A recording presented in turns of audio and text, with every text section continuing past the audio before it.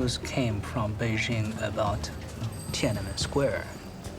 I was studying at Nanjing University, so it was about 1,000 miles away from Beijing. The only place that things can happen is Beijing, and I have to be there, and I have to be part of it.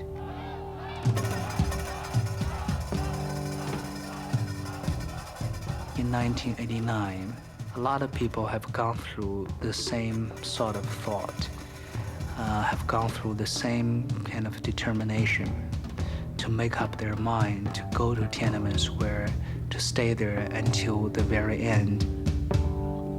The world probably will never forget the image of a young man standing alone in front of a column of tanks. I think what the world also should remember is that there was an entire generation standing behind that young man. This generation, my generation, came from Cultural Revolution. They were born there and raised at that time, which is the darkest time in modern history. Mao presented the Cultural Revolution as a Marxist dream, but in reality, it was a nightmare. It was part of his own struggle to hold on to power. What happened in Cultural Revolution is kind of glorification of hatred, legitimizing murder, killings, punishment, persecution. The Cultural Revolution started in 1966 and lasted for 10 years. But the worst part of it was during the Right Guard movement, when millions of young people set out to destroy everyone they believed to be enemies of Mao. Crazy with the power Mao had given them, they created a nationwide anarchy of terror. Chinese social structure collapsed, and hundreds of millions of people suffered. I was born just a month before Cultural Revolution. My father was a Soviet-educated engineer, and my mother was a daughter of a rich landlord. And so all of those backgrounds make them very susceptible to class struggle in Cultural Revolution. And indeed, as soon as the Cultural Revolution started, both of them were separated and sent into labor camps, re-education through labor, so they can't raise me anymore. So I was given first to a peasant's family, and then they don't like me, and sent me to another family. Once again, they didn't like me. So I was another one. It seems nobody liked me. So I end up in this kindergarten at the age of 3. It's more like a kind of orphanage. And even in the kindergarten, it's kind of a reflection of the society. It's a macro reflection of society. You know, you have first official, you have fight among the second or third, and once you get into the official position, you can bully other people. At that time, during the height of the Cultural Revolution, a bad family background was enough to put you into a category of the lowest of society. Everybody can spit on you. Everybody can order you around, and you're just nobody. But there's one event which not only changed my life in kindergarten, but also, I think, changed my life forever.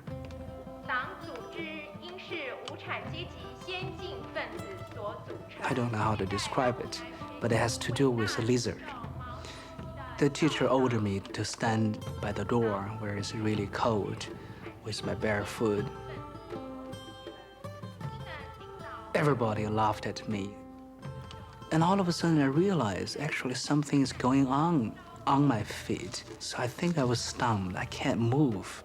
Because according to the tale that we knew in the kindergarten, once the lizard touches you, you either have to die or the part the lizard touches will fall off instantly. So I think for the whole night I was dreaming all kinds of things happening to me.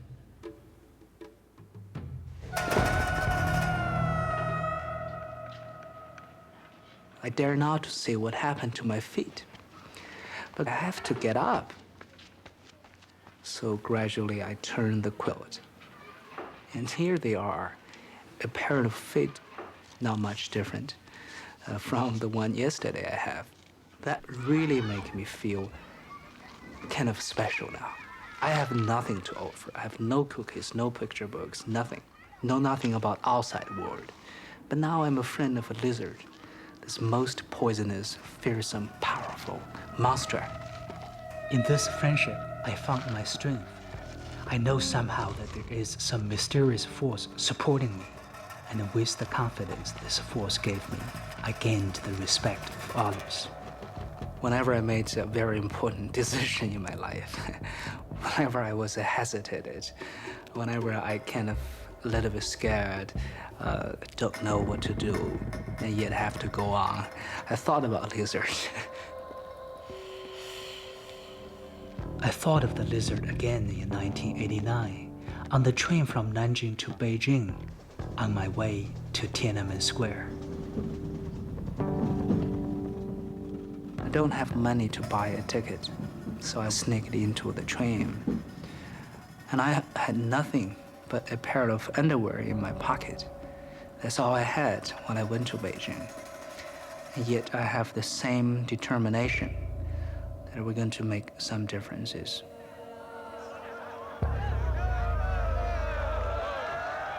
We were raised to be educated, to be told constantly that what we had is paradise on earth.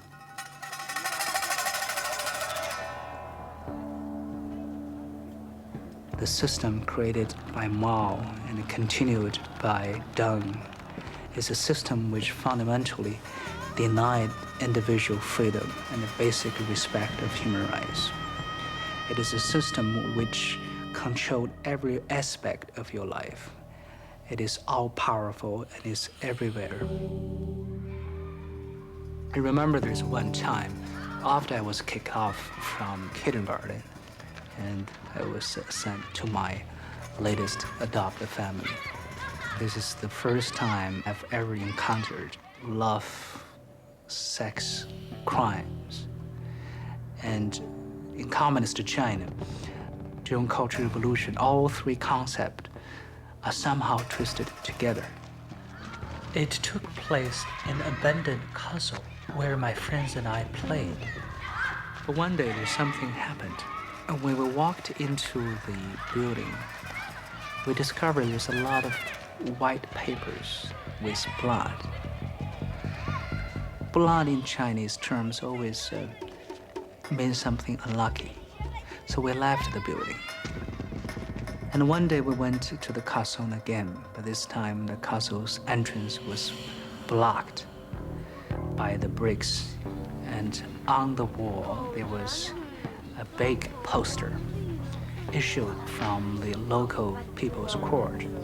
It was said that a young man and a woman were having sex in that building, and it was caught by our good people's army, and they were sentenced to the labor camp.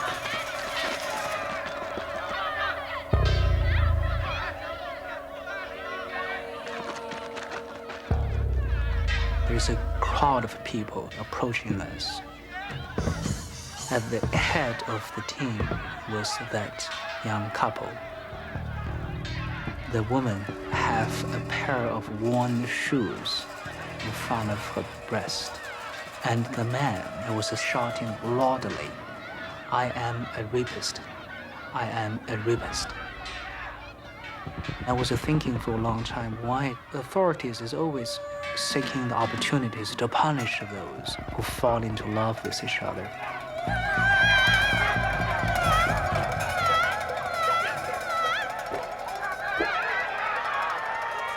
And now I understand, because by denying one of the most fundamental desires of a human being, they deny humanity as a whole. And only by denying humanity, they can make people and turn people into political tools.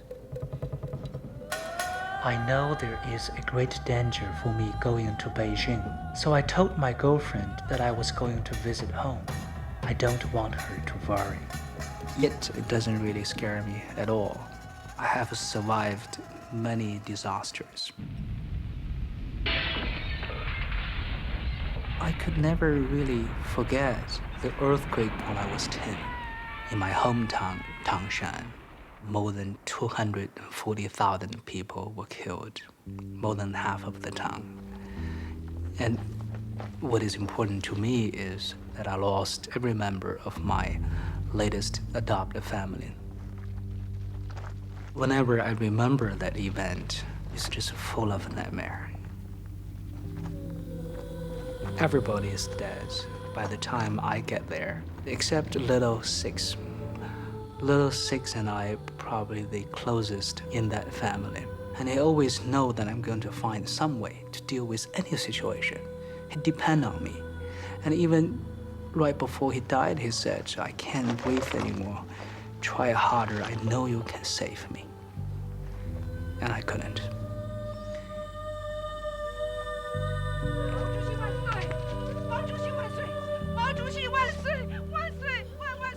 We didn't receive any relief support for a long time.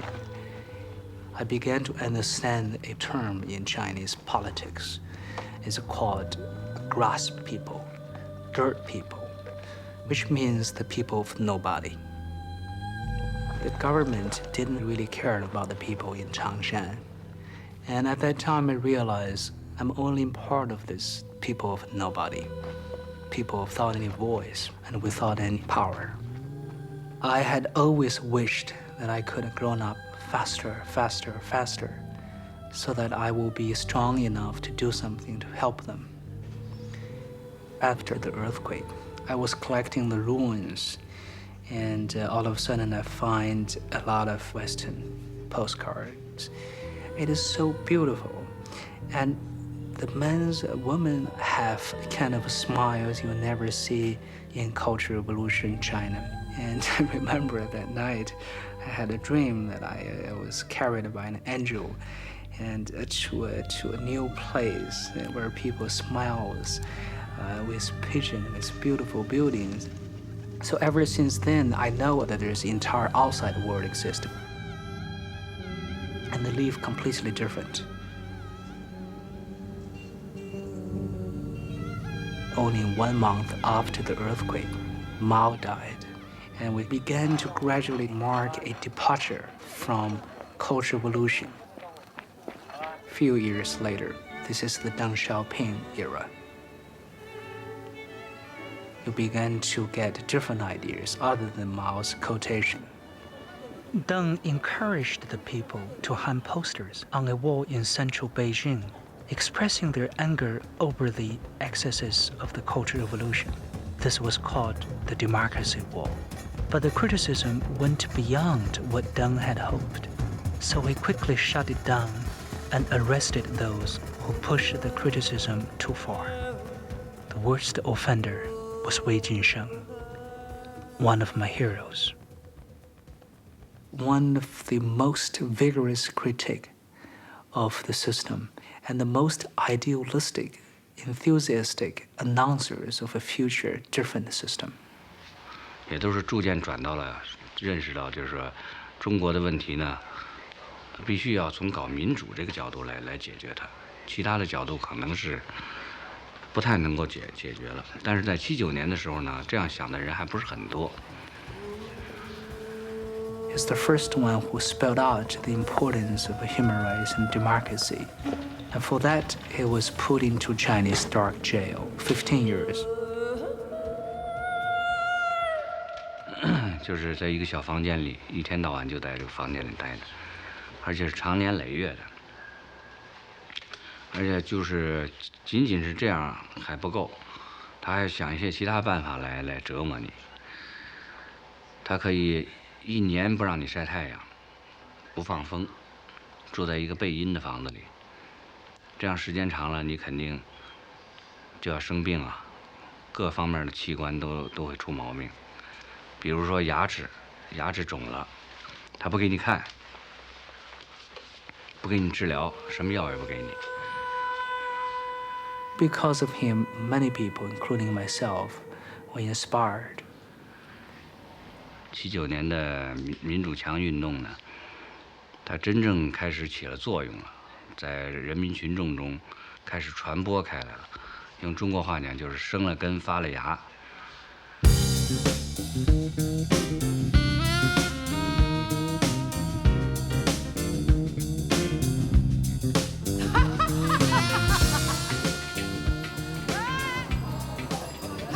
Early 80s, at one hand, we have to stick to the proletarian dictatorship,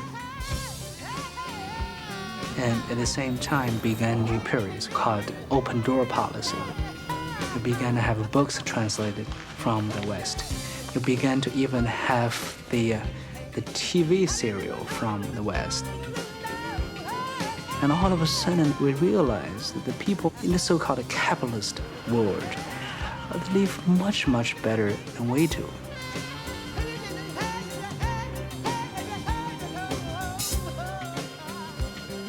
And I try not to think about those earlier days and that kind of sense of loneliness, and try to integrate myself into a bigger picture. We could only learn about the true China through books and magazines bought on the black market. And my generation came to realize what life was, is, could be, and indeed should be. I was constantly reading almost every piece published at that time. And I sort of related those experiences to my own experiences and began to have a general picture about what had happened. Deng Xiaoping maybe wear a different mask from Mao, but equally cruel and brutal in nature. There were tens of thousands of political prisoners, but there was still a dream of a more democratic China, especially in the hearts of the students. I began to know more about Communist Party. One of the few high government officials who championed real change was Hu Yaobang, General Secretary of the Communist Party. Because of his support of an earlier student movement, he was ousted from power in 1987. So when the news came from Beijing about the death of Hu Yaobang, it was quite a chilling effect on me. And his death obviously also symbolized the end of the hope for the internal reform. Within hours of his death, memorial posters began appearing on campuses across China. By that afternoon, the first mourners appeared in Tiananmen Square.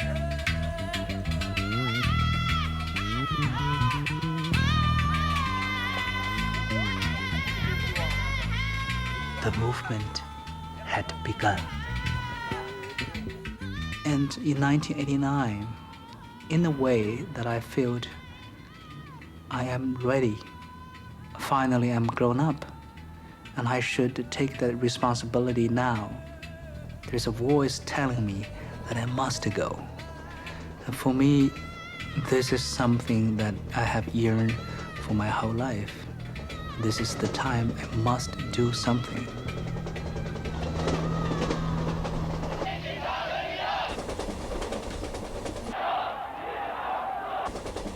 I knew that many things had happened in Beijing without me. Tens of thousands of students had poured into the streets. And then on the day before my arrival in Beijing, the government published articles officially denouncing the student leaders as liars, whose goal was to create turmoil. I really don't know what the Beijing students are going to respond to the really hostile and scaring April 26 editorial. When the train was approaching Beijing, I was quite anxious. None of us, when we volunteer ourselves and go to the street, none of us really imagine what is going to happen. Even now, coming together almost 5 years later, we were still sorting through the events of the spring of 1989. Wang Chaohua represented the intellectuals at that time. Wu Kaixi, he's very charismatic, so therefore a lot of people responded to his cause. Chai Ling, compared with other student leaders, was more like a spiritual leader. Wang Dan, who is still in China, took the lead and organized the initial demonstration from Beijing University to Tiananmen Square. Facing each other is to face ourselves. To see us out together immediately brings us back to the confusion of those exciting, hopeful, and ultimately painful days.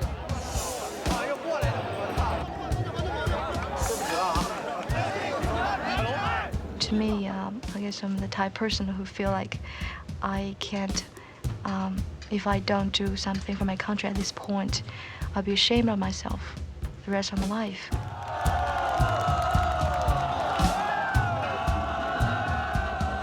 就希望有这样的机会的话，学生能够起来为中国的民主做工作。所以我觉得我是起那种怎么说呢，就是把学生的热情调动起来。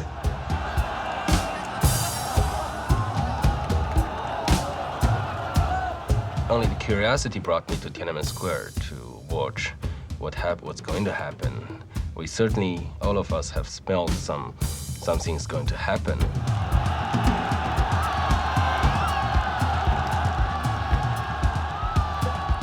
We decided to have April 27th as the Liberty Day for China. And I was in the very front of the demonstration. And we can see the feeling of joy in every face, which hasn't been there for 40 years. It's amazing for me. So I thought that's the first time I thought it in such a way as if we might got some real results from such a disciplined student movement.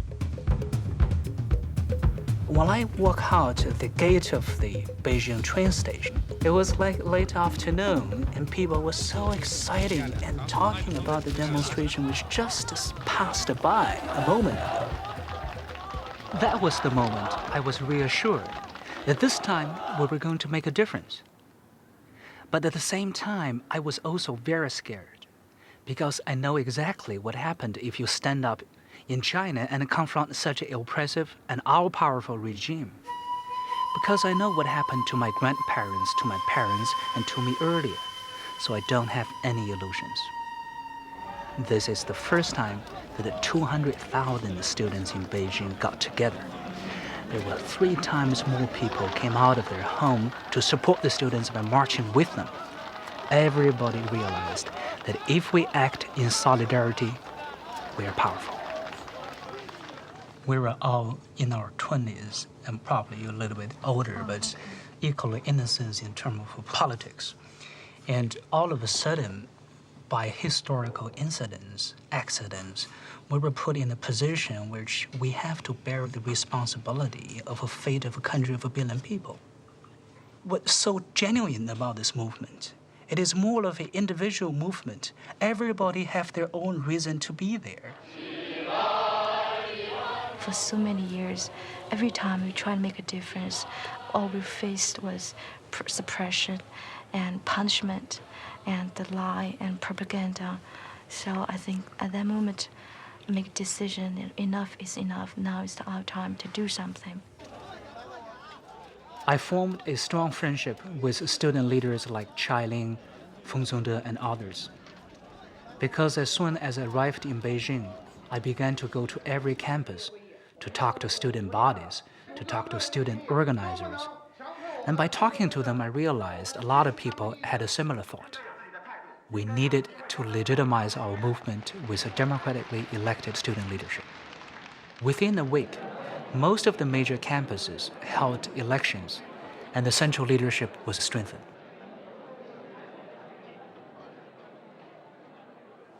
I tried to be a representative from our own campus when World Casey was there and asked us for our general strategy. What students wanted is real basic things. One is officially withdraw the April 26 editorial. Number two is open, direct, and the equal dialogue with the government. It seems to some of you maybe very simple and a very naive condition the student stated.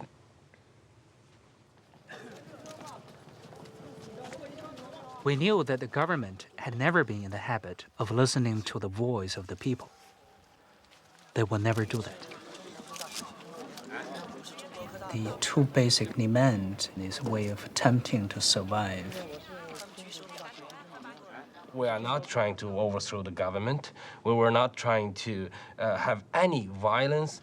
We want reform. We wanted to generate enough pressure to put the government in the very awkward position of having to accept open dialogue with the students. So we organized various lively ways of demonstration to present our cause to the widest possible audience. But the real breakthrough came on May 4th, when journalists for the first time joined the demonstration. The press corps openly rebelled against the government, and through their truthful reporting, the demand of a dialogue with the government spread all over China and got widespread sympathy from all sectors.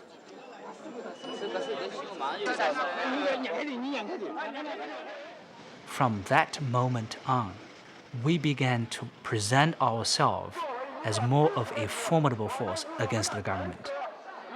The government promised a dialogue, but each time they canceled the promised meetings, most of us began to realize that the government never intended to have a serious dialogue with the student representatives. Usually, the government takes 3 steps to crack down on movement. First, editorial articles, and to basically name the movement as anti-revolutionary movement. And second, just crack down. And third, just arrest people or persecute people. And so we know what will come next. But at the same time, the government refrained from cracking down on the movement. What held them back was Gorbachev's impending visit to Beijing. This was the first time in 30 years that China and the Soviet Union were going to hold a summit. A proposal of a hunger strike during Gorbachev's visit circulated among the students. Even to the most courageous, such a plan seemed too risky. Holding a hunger strike meant, in the eyes of the government, a declaration of independence by the students. It meant war. At the time, I was quite confused on making this decision, either we should go to hunger strike or not, especially after an argument with Chao Hua and some other students.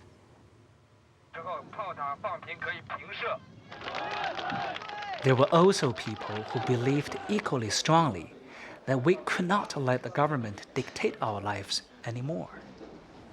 We want to fight for our own rights to be a Chinese citizen, and we want to fight our basic right to be guaranteed from the Chinese Constitution that we have right to freedom of speech, freedom demonstration, freedom assembly. You shouldn't. I'm sorry.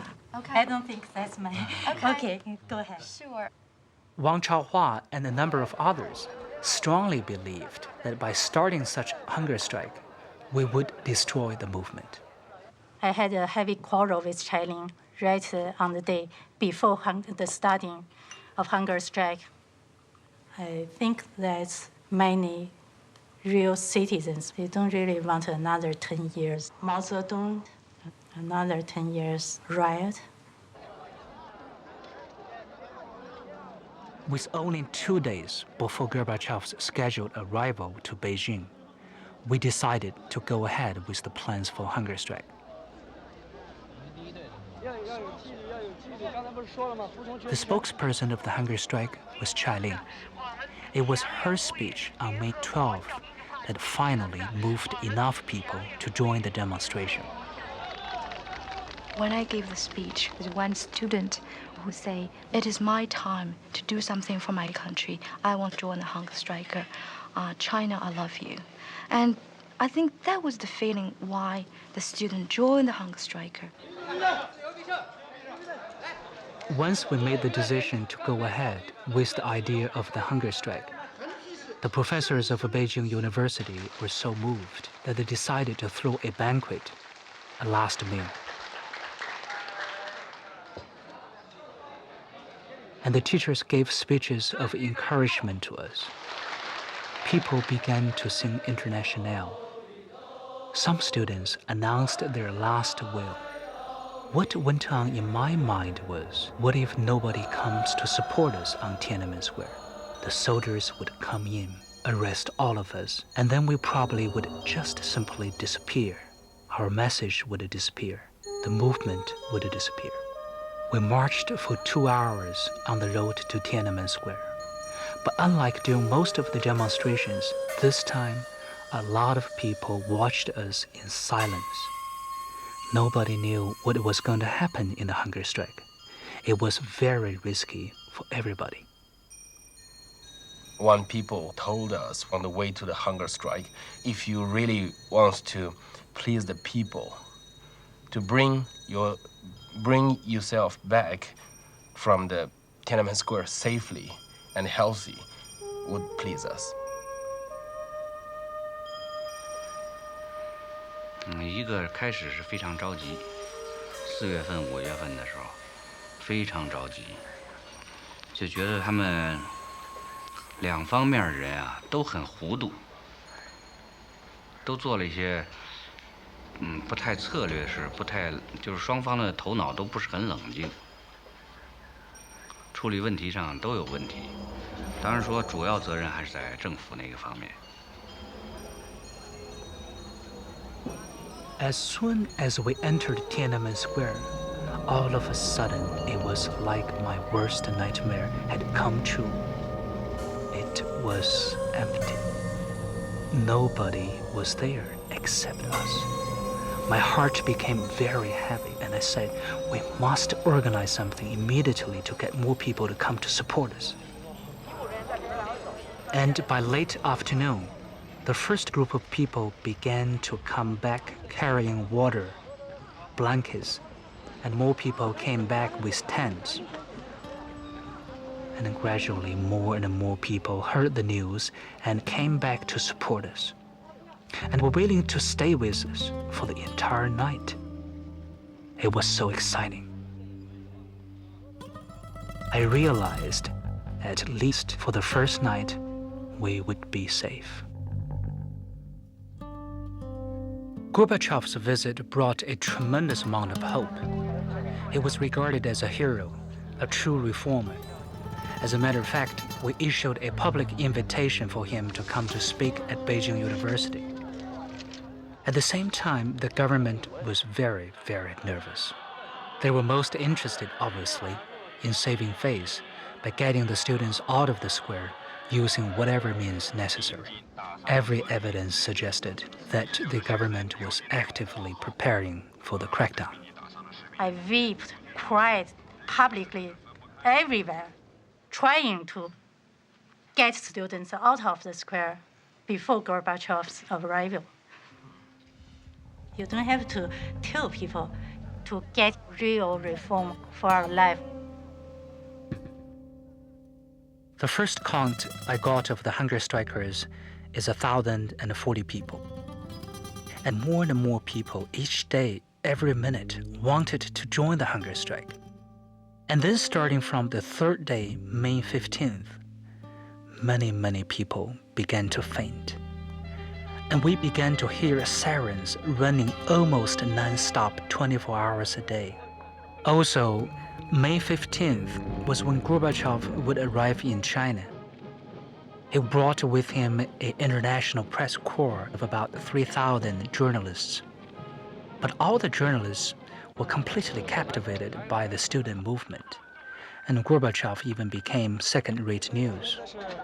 For the first time, we saw so many foreign journalists meeting around looking for stories. Do you think the hunger strike will work? I'm not sure. But I think we should go to the extreme. And yes, in China. For the first time, we also realized that the world was watching. Deng Xiaoping regarded Gorbachev's visit to Beijing as the highlight of his long-term political career. And now, Deng Xiaoping was very publicly humiliated. On May 16, Yan Mingfu, the Minister of Public Relations of a government and a famous reformer, came to see us. It was the first time a high-ranking communist official publicly supported the cause of the student movement. It was a highly emotionally charged conversation.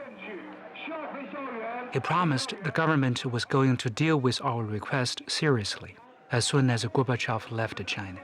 But by that time, the students especially became very suspicious about the government's motivation. At the same time, Communist Party General Secretary Zhao Ziyang, who was a strong reformer, told Gorbachev in a televised meeting that all decisions in China ultimately had to be made personally by Deng Xiaoping. That means that it was Deng Xiaoping who was preventing any dialogue from happening. A request that had by then gained wide support from across Chinese society. And so on May 17th, the largest demonstration of the movement took place, maybe even the largest in Chinese history. As many as 2 to 3 million people went to the streets. People of all ages, people of all walks of life, people organized by their professions, by their working unit, all joined the demonstration. And there were simultaneous demonstrations in at least 150 cities across China. That was the turning point when the student movement became a people's movement, became a true national democracy movement. Then, early in the morning of May 18th, I was told that the government wanted to hold a dialogue with the students. From a public relations point of view, the government had to show the people how irrational students were and how rational the government was. So they decided to hold a public meeting in which Li Peng deliberately antagonized the students' representatives and showed their emotional response on camera.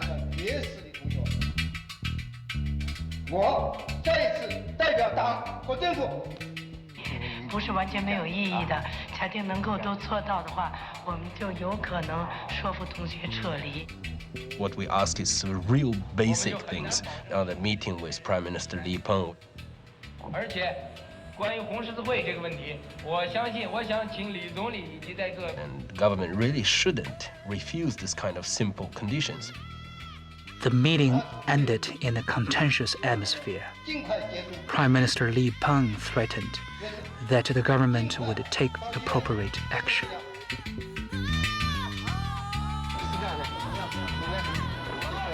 Later that night, General Secretary Zhao Ziyang came to visit. He told the students in tears that he had come too late. Everything was too late. That suggested to us very strongly that there had been some fundamental change in policy. We began to see what was coming.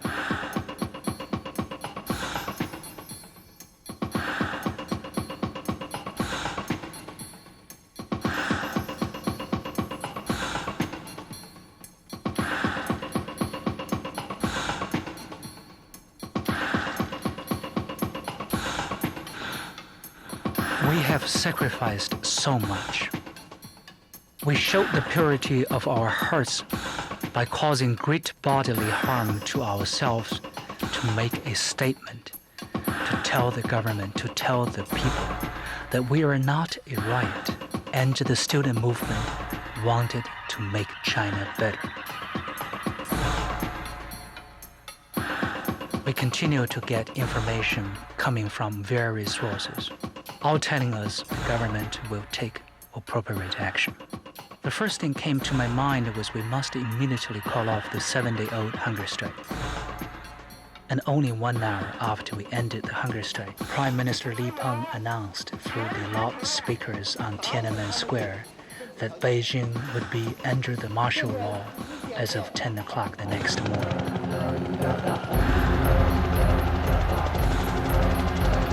200,000 troops were surrounding Beijing.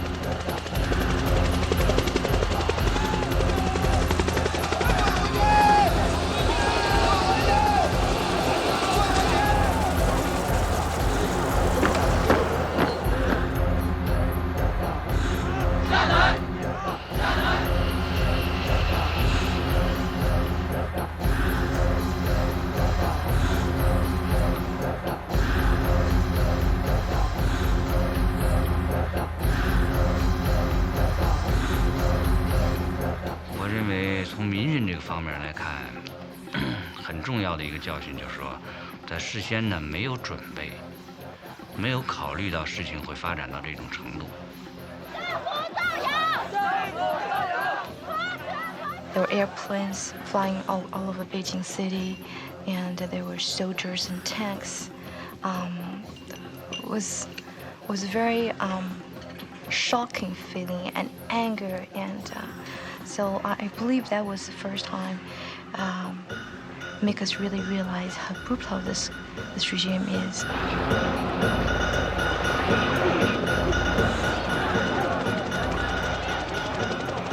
People openly come out to the streets, millions of them, and went directly face to face with the militaries, with the tanks, organizing barricades to block every entrance for Beijing city.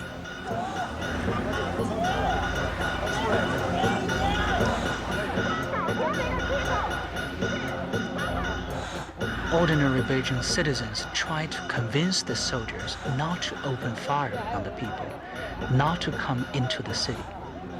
Their passion was so genuine, and some of the soldiers were moved by their courage and decided to withdraw.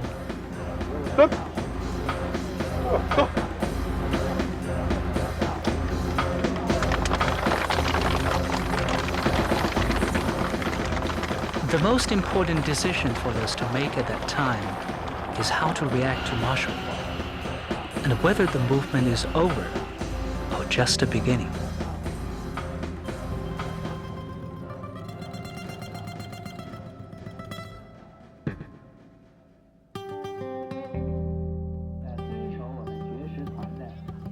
I was in the headquarters the first day of martial law. This is the time I saw my girlfriend. She came with a lovely, shining smile and told me, finally, I found you. Immediately, I felt so sad. I feel I have to urge her to leave, but she don't want. She said, it took me weeks for me to find you. How can I leave again? No, I'm gonna stay right here with you, whatever happens. At that moment, I thought about life and love in abstract and how much things that life could offer at the age of 23 with such a beautiful young bride. And I asked her, do you want to marry? She said, why not? And immediately, Charlene and all the others were cheered. They thought that's a great idea. Because a moment ago, everybody's so depressed and so sad. Everybody's prepared to die, maybe, by midnight tonight.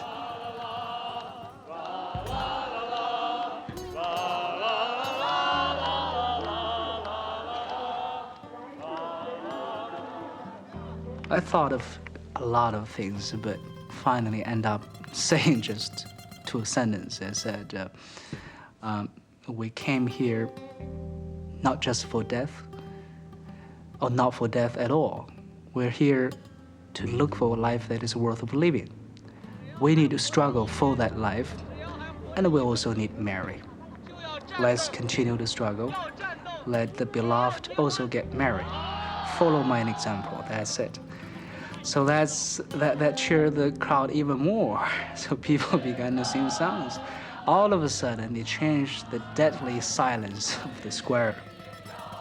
Chai-Ling gave us a special tent. I had never been with a woman. We just began to undress ourselves when one of other friend of us break into my tent with a huge watermelon. He said, "How dare you not to tell me this decision?" And because of his loud voices, it attracted a lot of more people. So we never got a chance to perform our duty. And then immediately I sent two of my best friends to escort her back to home. I told her I will go to look for her afterwards if I'm still alive. So they went and never see her again.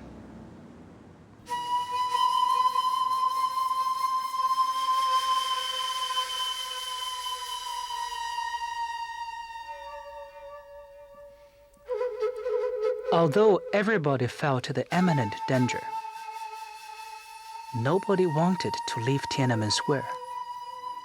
People said that they felt so scared, alone, helpless, powerless at home. But as soon as they entered Tiananmen Square, they immediately felt hopeful. People tasted freedom, and they just wouldn't let it go that easily. So we felt a strong responsibility at the center of the movement.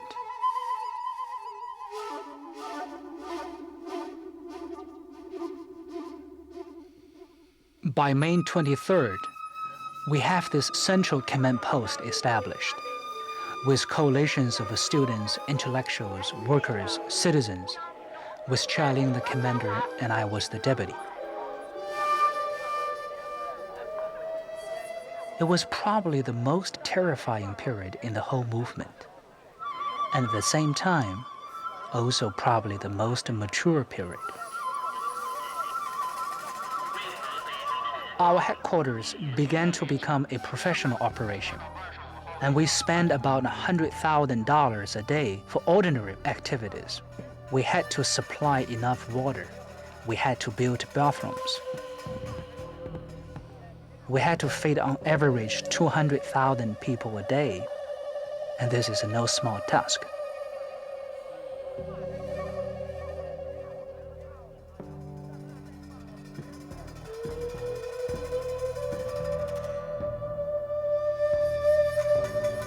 And also at this point in time, we got tremendous support from outside China, particularly from Hong Kong. The students in Beijing sort of woke everybody up in Hong Kong and then reminded them as Chinese they should say and they should show the support for the students who have the love for the country. I organized, together with some friends, a concert for democracy in China to raise some money to support the students on the square. We raised about 12 million Hong Kong dollars, and I took some money into Beijing to deliver to the students and to see what was going on in Beijing.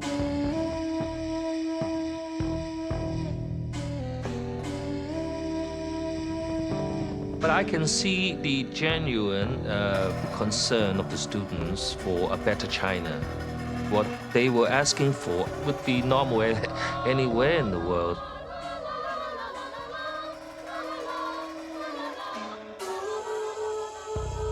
They are just kids who have a heart for the country, but who know very little about politics, who know very little about the art of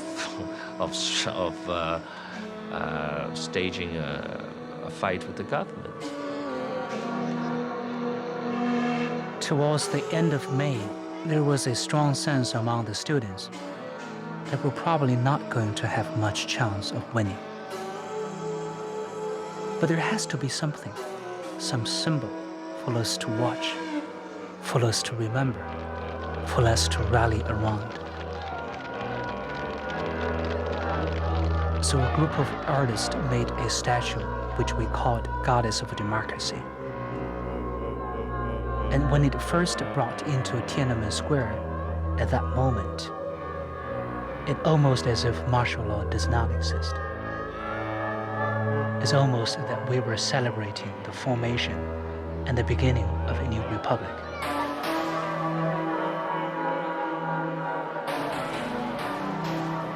We successfully resisted martial law and attacked troops for 13 days until the army received the order that they have to occupy the square and at whatever cost. They can feel the air become more and more heavy and the danger is coming step by step, but we don't know exactly how and when and where. The majority decision from student body was that people decide to stay, but whoever want to leave, they can. So there was over 20,000 people in 11 o'clock on the square, and only 5,000 left.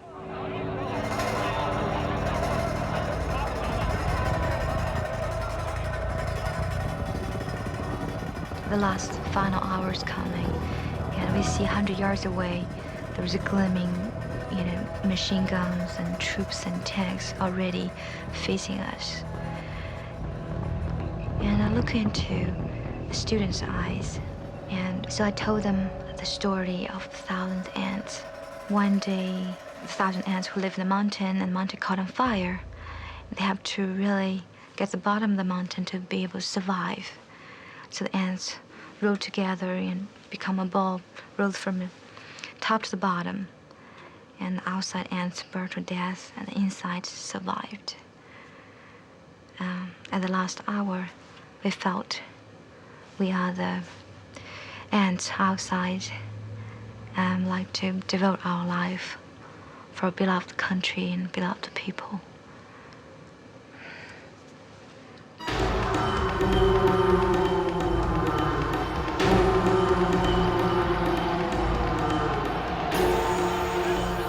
The people tried to block tanks and troops on the edge of Tiananmen Square. The army and soldiers started shooting at the people. We thought there must be plastic bullets that couldn't be real, until we see the people just die next to you. There was a young Chinese woman raising her hands to try to block the tanks. They started moving towards her, and she stood there. The tank did not stop. The China Avenue would turn into a river of blood.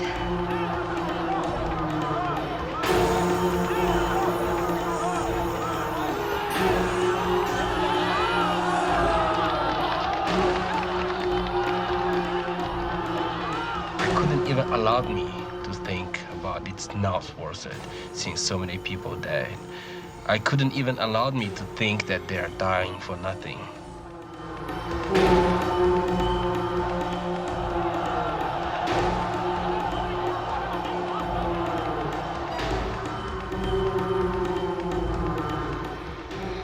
我觉得那不管怎么说，我是当初的组织者呀、鼓动者呀，就是所谓的学生领袖。那么，本来我是应该能够保护住他们，或者引导他们不至于使他们付出这种血的代价，但是我没有做到，这是我的能力不够。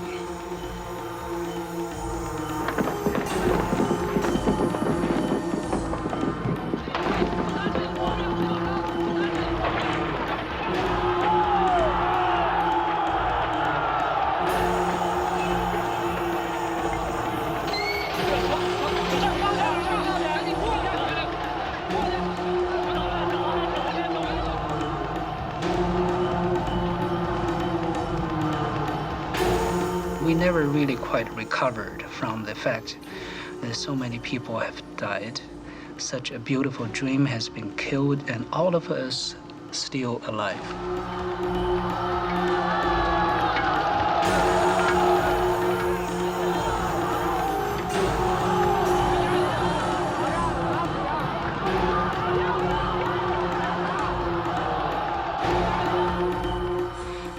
I won't say I killed anybody, but there was a Chinese saying for thousands of years.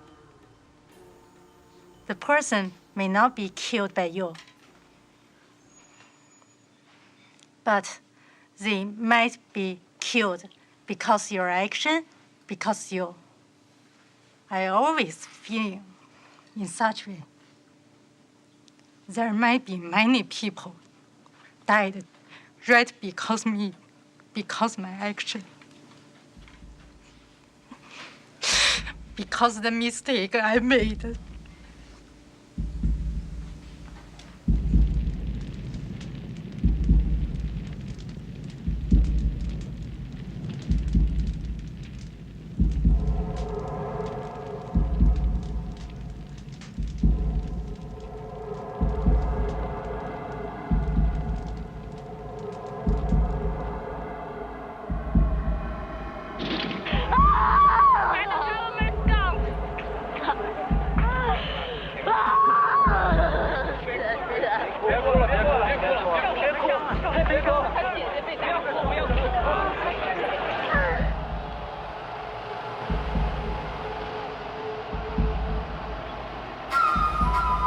We led the last 3,000 survivors out of the square, and we moved back to Beijing University and immediately ordered that everybody should now move into hiding as soon as you can.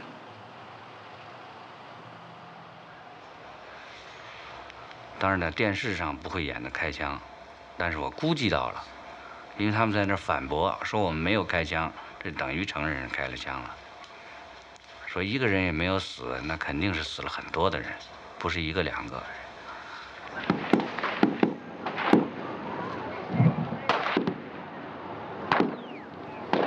But I came back again to those moments that I spent and those decisions.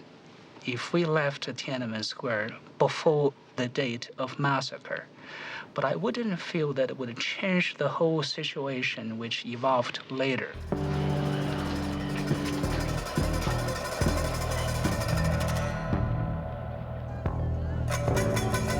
Every day there are thousands, tens of thousands of people were arrested.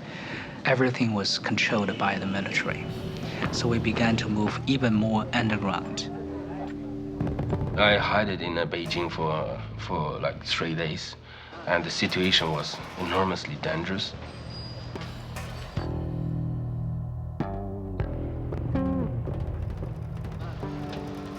I was one of those people who were first put on the national most wanted list. Our pictures were on the streets everywhere. It is almost impossible for a Chinese most wanted to escape from China. I said, no, I'm gonna survive. I'm never gonna let them get me. 中国的事情要在中国做。那么逃到国外去，就会离开这个国家的话，那就与我当初投入到运动中的本意是相违背了，所以我是不愿意出去的。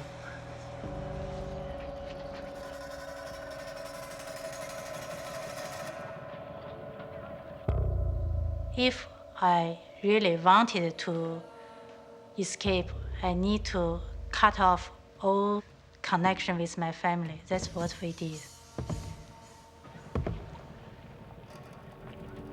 The best way for me is leave Beijing as quick as possible. It's really hard to do, but with a lot of friends' help, we finally organized to get out from Beijing train station, which is almost the most dangerous place. It was said there would be a 3-day nationwide door-by-door searching. I hold myself in the cabinet or in the refrigerator for about 4 or 5 hours.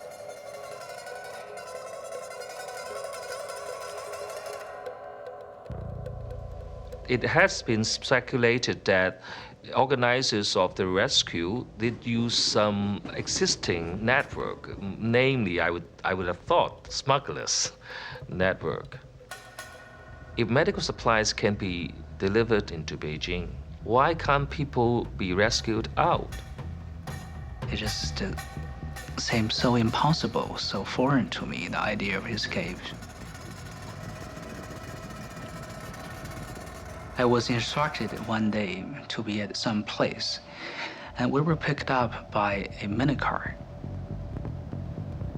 And there was one guy sitting on the front seat, turned back to me and said he was a policeman. I was expecting the next sentence he would say, "You were arrested." And he didn't say that. And then he turned back. I really don't know what was going on. Actually, they were real police. Their weapons and their uniforms and their handcuffs. I wanted to go back to Nanjing to find my girlfriend, but it was impossible. I have no other alternative just but to follow. I have to give my life to other people that I don't know. On the way to Canton, I was recognized so many times. What is great is that all these people who recognized me tried to help me. No matter how much pressure we had, nobody turned me in. And they said they want to keep me alive because they want to keep their hope alive. I was put in the box underneath the truck. You can't lie down. I just only get to sit like this for 5 hours, about 5 days, 5 nights, I guess.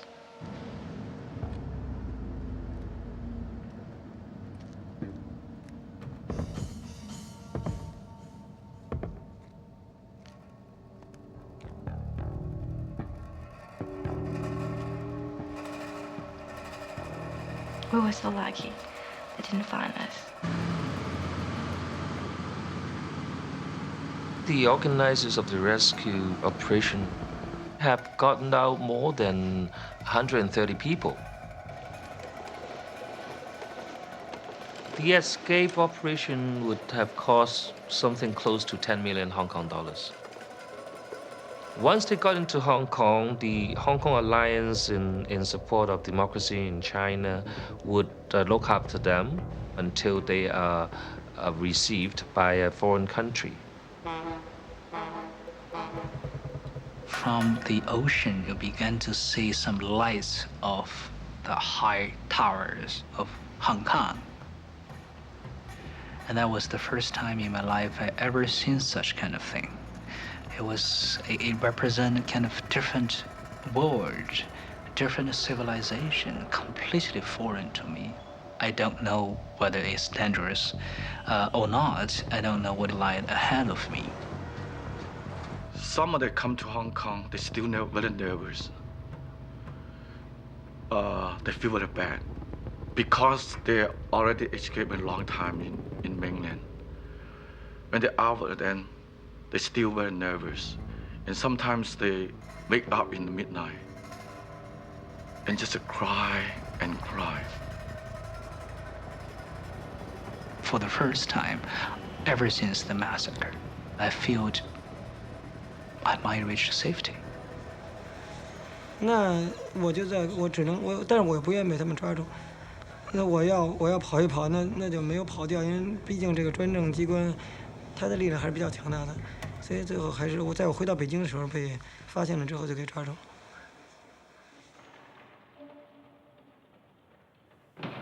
I told all these student leaders when they pass through Hong Kong that learn, study. You are a student. You were a student in China. You should be a student. Once you were in France or in the States, you're only 21, 22. You're not qualified to be a political activist, a professional political activist anyway. You are not a leader. You're just a student who happened to be there, who was there at the right time at the right place. 我原来就估计到会像现在国外的一些人那种结果，离开长了，慢慢对中国都淡忘了，对中国的事情也不太了解了，就有了隔阂了。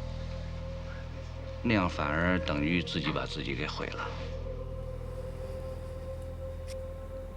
I don't want to make a long story, but each time on this day, I just can't help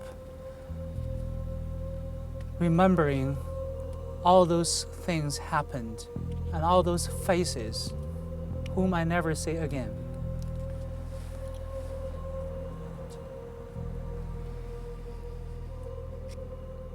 I really wish that I could have the similar ceremony tonight in Beijing on Tiananmen Square, where those people are sleeping now. I think a great movement will never die. The spirit probably will reveal itself in different faces, under different masks, but the hope is still there. The spirit is still there. I dreamed that someday I will become one of those who will author the constitution for the new China. So I decided to study economics and law at Columbia University. We created a dream, a beautiful dream, a dream for human rights, for dignity, a dream for democracy, a dream for the future of China. The very absence of democracy in China today precisely means that we have to start to work harder. If 1 out of 5 people in the whole world continue to live as slaves under an extremely oppressive regime, every one of us in the free world share a piece of blame and also a piece of responsibility. I have always had the sense that once again I will be summoned by history. I just worry that time won't be enough for me to prepare myself, to make myself ready when the call comes. I just regarded life as a ongoing test. Each person has a potential opportunity to make some kind of differences. And I have decided a long time that there is one thing that's worth of throwing whole of my life, that is to change China. This is my first public appearance in the United States.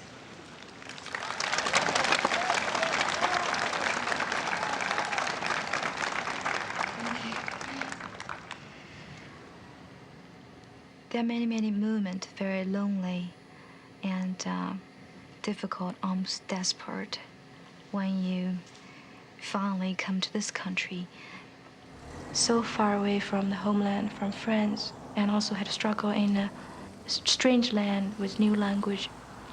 I was very depressed. I wrote to my sister. At that time, I told her that finally able to write after 3 years from 89. I wrote her about what I remember, the family, the front garden, and the flowers my mother used to plant. And I remember every summertime when I went back home from Beijing University, which is 1,000 miles away, I always read a book outside and in front of the door, and I would hear there's the steps closer and closer. That was Mom. I told her even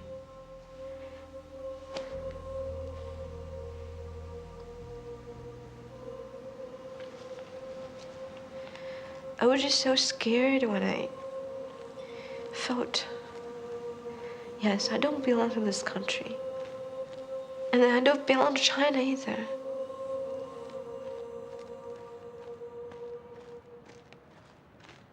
This is Jack Anderson's Watch on Washington. I'm honored to welcome Chai Ling. Welcome, Ling. Thank you, Jack. And thank you for... I try basically just keep my mind shut from the tragedy. and study very, very hard and work very hard, being very active, just to find a solution. I want to achieve the goal we tried to achieve in 1989. I hope someday I can be free from responsibility and duty I owe to the people who lost their life forever on China Avenue and Tiananmen Square. I can be free to be the person I want to be. But right now, the struggle has to be continued.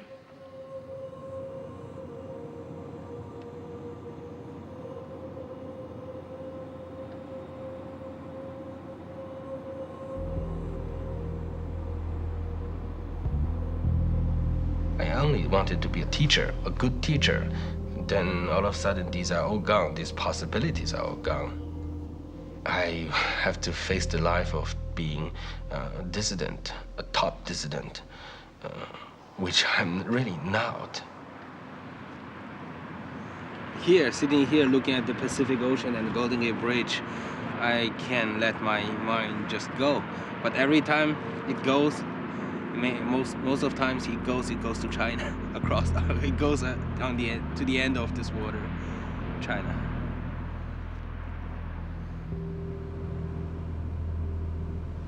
I haven't forgot what I've done and what I've promised to these who were killed. Freedom is just like oxygen. You wouldn't feel it when you have it, but you definitely feel how important, how valuable it is when you don't have it.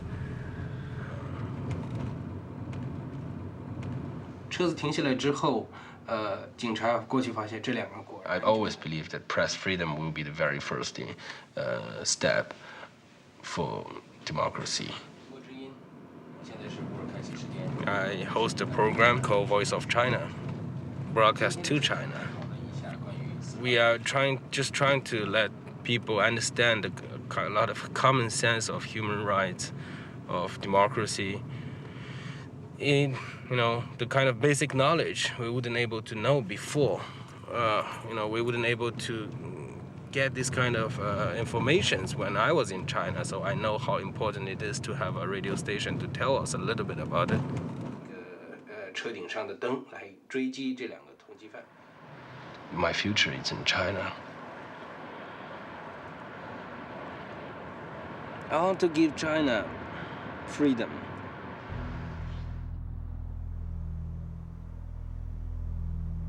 I really started independent life here. I have to recognize myself as a real, ordinary, very, very common person.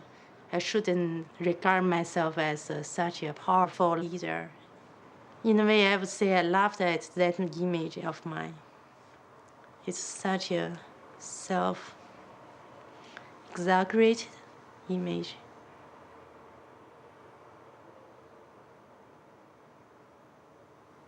Thinking yourself as a real leader, you could do something, you could change the history, you could mobilize the masses, you could change China. I don't really. I think I was scared by the event of 1989, so I don't think I can really play an important role in the future. I got to know more and more new friends here, but I never talked to them about June 4th in personal terms.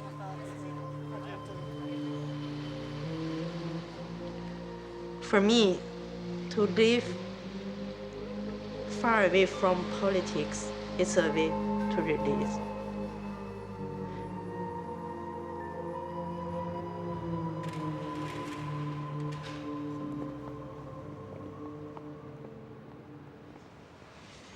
那么我觉得在监狱里这几年，一个很重要的事情就是说，它使我更比88年、89年更强烈的感觉到自由是可贵的。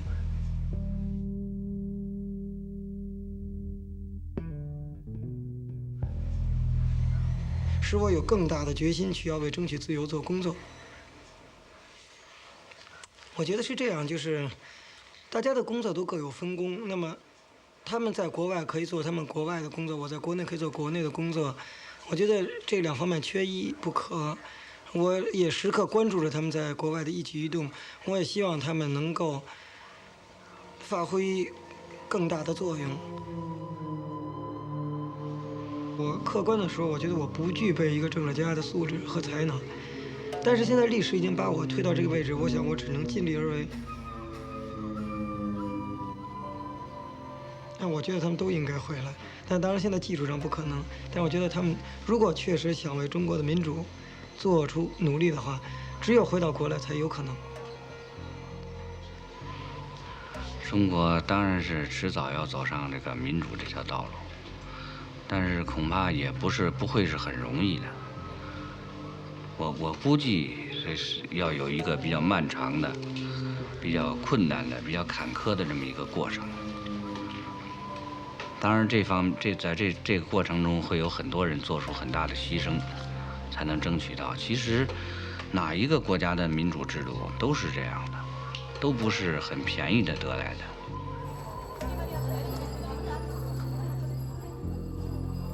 When I think of my life so far, through the confusion of memory and emotion, of hope and fear, the image keeps coming to me of an old Chinese legend I first heard when I was 10, at a time when the darkness of the Cultural Revolution was just beginning to lift. A long, long time ago, there was an old man with his children living in a mountain village. They lived a very happy life, with only one big problem. They have to climb over a big mountain to go to the field every day. So one day, the old man decided to move the mountain. With his children, they began chipping away pieces of rocks every day at the foot of the mountain. A wise man passed by and asked him, "How can you possibly think you can move the mountain?" The old man said, "Probably I won't. But you see, I have children. My children would have children, and they will continue, and the mountain will be moved. Tiananmen Square is just another attempt to move the mountain. Maybe we failed, but we have not given up, and the mountain will be moved."